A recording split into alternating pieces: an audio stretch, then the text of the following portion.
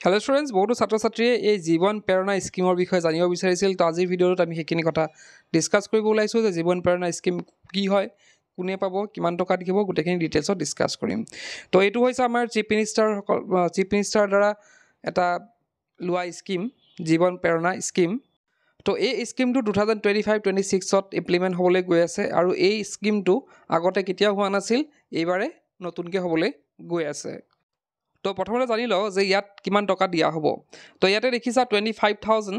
as one time grant instead of 2500 per month as recommended by the district commissioner তো ইয়াতে কি হ'ব পাৰে হয়তো 25000 rupees একেলগে দিয়া হ'ব পাৰে per student 25000 কে দিয়া হ'ব তো তোমালকে হয়তো একেলগে পাব পাৰা 25000 টো বা এনেকুৱা হ'ব পাৰে যে 2500 কৈ 10 মাহৰ কাৰণে দিব 10 মান্থৰ কাৰণে দিব সেইটো তোমাকৰ 25000 হ'বকে তো দুটা কন্ডিশন আছে এটা 25000 একেলগে লোৱা আৰু এটা কন্ডিশন কি আছে 2500 কে মাহে মাহে লোৱা নেক্সট টু দিছে 25000 for research student of the central and state government universities irrespective of gender তো ইয়াত কোনো জেন্ডাৰৰ কথা নাই যিসকল ছাত্ৰ ছাত্ৰীয়ে ৰিসাৰ্চ ষ্টুডেন্ট হয় সেন্ট্ৰেল বা ষ্টেট ইউনিভাৰ্সিটিত পঢ়ি আছে তো তেওঁলোকে 25000 rupees একেলগে পাব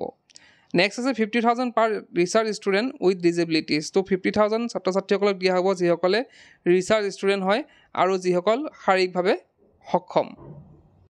তো ইয়াতে বাজেট ধৰা হৈছে 25 crore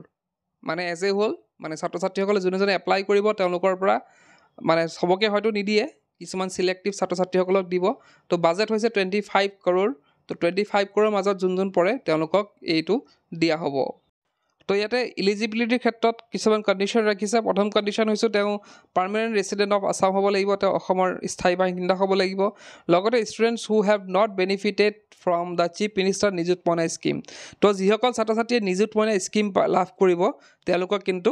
এই স্কিমত আন্ডাৰত নপৰিব তেওঁলোকে এইটো স্কিম নাপাব তো এতিয়া আহিছো যে এই স্কিমটো কাৰ কাৰণে হয় ইয়াতে লিখা আছে সোৱা 2500 per month for graduates from government universities or colleges তো ইয়াতে কৈছে যে যিসকল ছাত্ৰ ছাত্ৰী গ্ৰেজুৱেচন পাস কৰিব গভৰ্ণমেন্ট ইউনিভাৰ্সিটিজ বা কলেজৰ পৰা তেওঁলোকক 2500 rupees দিয়া হ'ব 10 মাহৰ কাৰণে তো তেওঁলোক ছাত্ৰ ছাত্ৰী বুলি কথা নাই সকলোৱে পাব 2500 rupees কৈ আৰু যিসকলে নিযুত মইনা পাব তেওঁলোকে কিন্তু এইখিনি নাপাব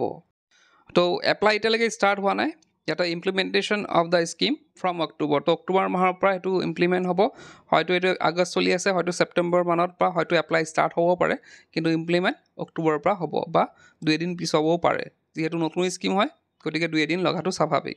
তো এইখিনি আছিল জীবন প্ৰেৰণা স্কিমৰ বিষয়ে বহুত জানিব বিচাৰি আছিল তো নেক্সট যেতিয়া এপ্লাই ষ্টাৰ্ট হ'ব তেতিয়া বাৰু আৰু ডিসকাস কৰিম কিদৰে এপ্লাই কৰিব লাগিব বা কি লাগিব ডকুমেন্টস তো এইখিনি আছিল আজিৰ ভিডিঅ'টোত আজি ভিডিঅ'টো শেষ কৰিলো কি পঢ়িম